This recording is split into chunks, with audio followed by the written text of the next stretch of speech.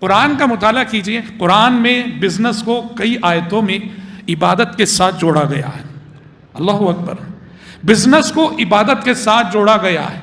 بڑی بڑی عبادتوں کے ساتھ تجارت کا ذکر قرآن میں موجود ہے.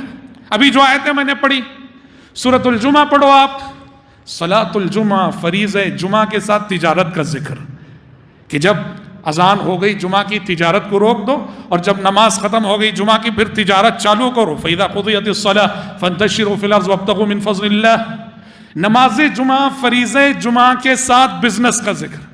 حج جیسی عبادت جو کہ عظیم عبادت ہے, قرآن کہتا ہے, قرآن نے حج کے ساتھ بزنس کا ذکر کیا, حج کے ساتھ تجارت کا تذکرہ کیا. کہا لَيْسَ عَلَيْكُمْ جُنَاحٌ أَن تَبْتَغُوا فَضْلًا مِّن رَبِّكُمْ. حج کرتے کرتے حاجی صاحبان کے لیے بزنس کرنے میں کوئی رکاوٹ نہیں, کوئی منع نہیں. قرآن کہہ رہا ہے حج کرتے کرتے بزنس بھی کرو, ساتھ میں تجارت بھی کرو. مینا کے میدان میں ٹہرے ہوئے ہو, عبادت بھی ہو رہی ہے, بزنس بھی کر لو. عرفہ کے میدان میں وقوف کیے ہوئے ہو, عبادت ہو رہی ہے, وہاں تجارت بھی کر لو. ہاں, مزدلفہ کے میدان میں رات گزار رہے ہو, عبادت بھی ہو رہی ہے, ذرا بزنس بھی کر لو. آج کسٹم کے مسائل ہیں, آج یہ بزنس کرنا سب ممکن نہ رہا. آج کی جو طرز لائف ہے, آج کا جو لائف اسٹائل ہے, تجارت کے جو قوانین آج کے بنے ہیں, آج وہ بزنس کرنا ممکن نہ رہا. زمانہ قدیم میں جب یہ سب چیزیں رکاوٹیں نہ تھیں, حاجی صاحبان جہاں سے بھی آتے تھے اپنی علاقے کی چیزیں لایا کرتے تھے, اور دوران حج عبادت بھی ہو رہی ہے, بزنس بھی ہو رہا ہے, تجارت بھی ہو رہی ہے. تو حج کے ساتھ تجارت کا ذکر.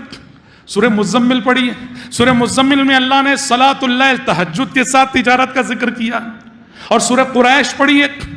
قریش کے لوگ, مکے کے جو غیر مسلم تھے, قریش کا جو بڑا قبیلہ تھا, تاجر قبیلہ تھا, ان کے بڑے بڑے تجارتی قافلے یمن جاتے تھے, شام جاتے تھے. اللہ نے کہا تجارت کر رہے ہو تو عبادت بھی کرو. لإيلاف قريش إيلافهم رحلة الشتاء والصيف فليعبدوا رب هذا البيت. کہ ماہ سرما میں تمہارا ایک تجارتی قافلہ جاتا ہے, موسم گرما میں تمہارا ایک تجارتی قافلہ جاتا ہے, اور خوب نفع کما کے لوٹتے ہو. تو پھر جب تجارت کر رہے ہو تو جو رب تمہارے مال میں برکت دے رہا ہے اس رب کی عبادت بھی کر لو. فَلْيَعْبُدُوا رَبَّ هَذَا الْبَيْتِ. اس طرح قرآن کی کئی آیتیں بھائیوں جہاں اللہ نے بزنس کو, تجارت کو, کاروبار کو بڑی بڑی عبادتوں کے ساتھ ذکر کیا ہے. اس کا مطلب کیا جانتے ہیں؟ اس کا راز کیا ہے جانتے ہیں؟ تجارت کو جو عبادتوں کے ساتھ ذکر کیا گیا ہے, یہ کیا معنی دیتا ہے؟ یہ آیتیں کیا مفہوم رکھتی ہیں؟ یہ آیتیں یہ مفہوم رکھتی ہیں کہ تم تجارت کرتے ہو,